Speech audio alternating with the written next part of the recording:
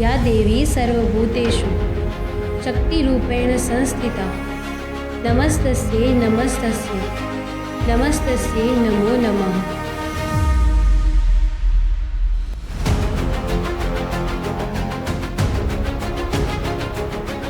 સમગ્ર સંસારમાં સમાયેલા માં આદિશક્તિના સ્તુતિ સ્વરૂપે આ મંત્ર માનસિક અને આધ્યાત્મિક શાંતિ પ્રદાન કરે છે।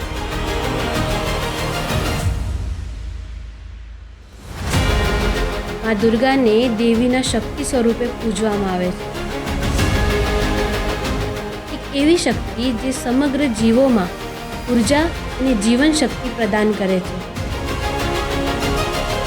આવા શક્તિ સ્વરૂપા માં દેવી દુર્ગાને અમે વારંવાર પ્રણામ કરીએ છીએ।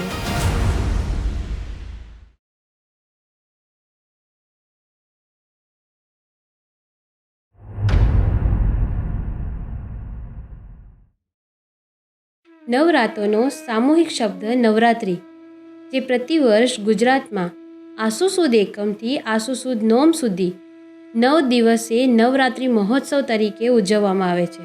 શક્તિ સ્વરૂપા દેવી દુર્ગાને પ્રસન્ન કરવા માટે ભારત વર્ષમાં 4 વખત નવરાત્રિ ઉજવવામાં આવે છે। પ્રથમ શારદીય, દ્વિતીય ચૈત્ર, તૃતીય મહા અને ચતુર્થ અષાઢ, જેમાં મહા અને અષાઢી નવરાત્રિ ગુપ્ત નવરાત્રિ તરીકે ઓળખાય છે। નવરાત્રિ દરમિયાન માતાની પૂજા કરવાની પરંપરા સદીઓથી ચાલી આવે છે।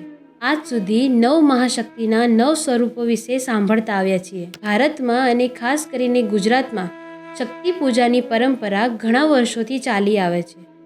પશ્ચિમ બંગાળમાં ખાસ કરીને દુર્ગા અષ્ટમી અને દુર્ગા પૂજાના દિવસોનું પણ ખૂબ મહત્ત્વ છે। નવરાત્રિના દિવસોમાં પૂજામાં બેસનાર 9 દિવસના ઉપવાસ કરે છે।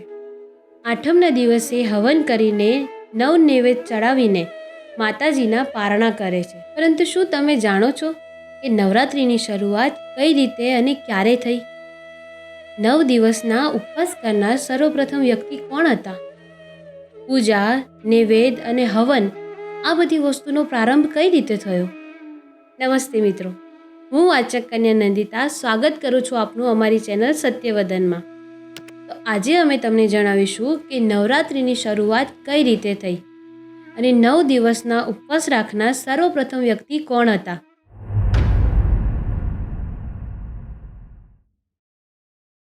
મા દુર્ગા એ શક્તિનું મૂર્તિ સ્વરૂપ છે।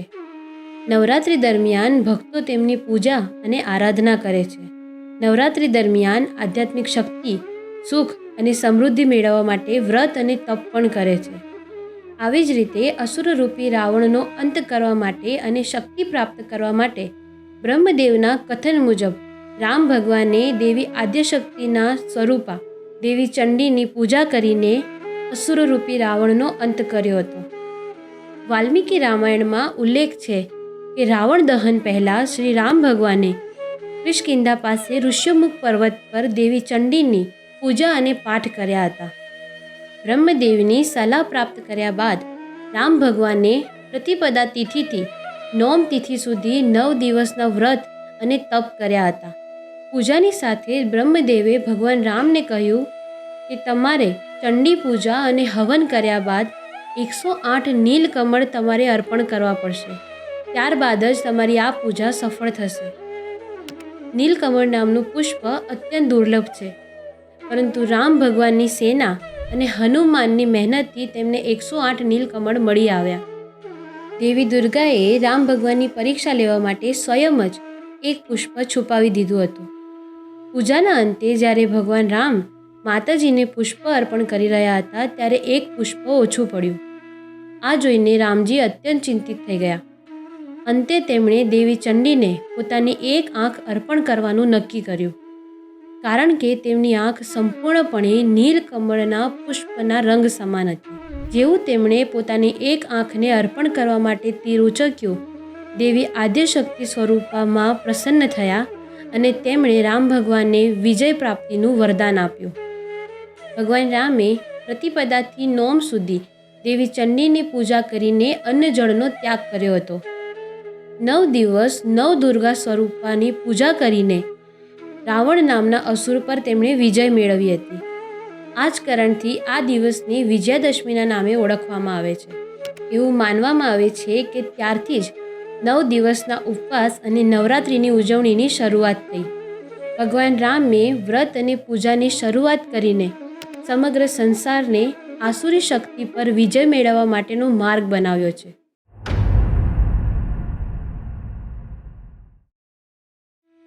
ચંડમુંડના અંતથી દેવી ચામુંડા, શુંભ નિશુંભના અંતથી દેવી ચંડી, રક્તબીજના અંતથી દેવી મહાકાળી, ધ્રુમલોચનના અંતથી ધૂમાવતી, મહિષાસુરના અંતથી મહિષાસુર મર્દિની. આવી રીતે અનેક સ્વરૂપો ધારણ કરીને માં આદ્યશક્તિએ અનેક અસુરોના અંત કર્યા છે.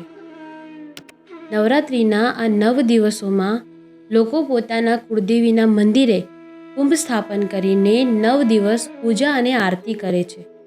આસો મહિનામાં આવતી આ નવરાત્રિમાં 9 દિવસ રાસ અને ગરબા રમાય છે.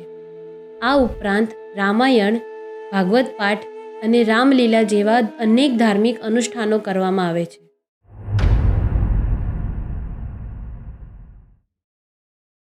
પ્રાચીન વૈદિક પરંપરામાં નૃત્યનું મહત્ત્વ વર્ણવવામાં આવ્યું છે.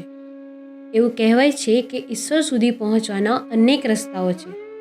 આમાંનો જ એક રસ્તો છે નૃત્ય અને ગરબા. એટલે સર્વપ્રથમ આપણે એ જાણવું ખૂબ જ જરૂરી છે કે નવરાત્રિ દરમિયાન થતા રાસ ગરબા એ માત્ર મનોરંજનનું સાધન નથી, પરંતુ એ આપણો ધાર્મિક અને સાંસ્કૃતિક પરંપરાનો અગત્યનો ભાગ છે. શક્તિના ઉપાસકો 9 દિવસનું વ્રત ધારણ કરીને નવરાત્રિ દરમિયાન ગરબા દ્વારા શક્તિની ઉપાસના કરે છે. અંબા, બહુચર, મહાકાળી, ભદ્રકાળી, જક્ષણી, ખોડિયાર, રન્નાદે, આશાપુરી આવી અનેક માવડીઓના નામે ગરબા અને રાસ રમે છે.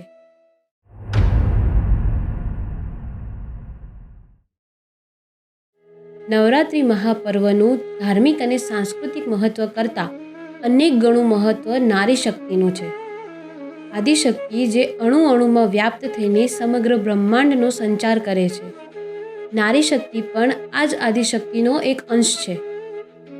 પુરુષનું પુંસત્વ એ પુરુષની શક્તિ છે. શક્તિ વિના કોઈ પણ કાર્ય સંભવ જ નથી. કોઈ પણ સ્થળે કોઈ પણ રીતે શક્તિ ઉપાસના થતી જ હોય છે, જેને વિજ્ઞાન પાવર એનર્જી તરીકે ઓળખે છે. પરંતુ પ્રાચીન કાળમાં વૈદિક પુરાણોમાં તેને દૈવીય ઉર્જાના નામે ઓળખવામાં આવે છે. ઋગ્વેદમાં કહેવામાં આવ્યું છે કે સમગ્ર બ્રહ્માંડની શરૂઆત એક શક્તિ દ્વારા થઈ છે. જેવી રીતે આદિશક્તિમાંથી સમગ્ર બ્રહ્માંડ ઉદ્ભવ થયું છે, તેવી જ રીતે નારી શક્તિમાંથી સમગ્ર સંસારનો ઉદ્ભવ થયો છે. આ જ કારણથી નારી શક્તિને દેવી આદ્યશક્તિનું એક સ્વરૂપ માનવામાં આવે છે. નવરાત્રિ એ નારી શક્તિને સમર્પિત તહેવાર છે, કારણ કે આ પર્વ જ નારી સન્માનનું છે. તેથી દરેક સ્ત્રીને માન અને સન્માનની દ્રષ્ટિએ જોવા જોઈએ.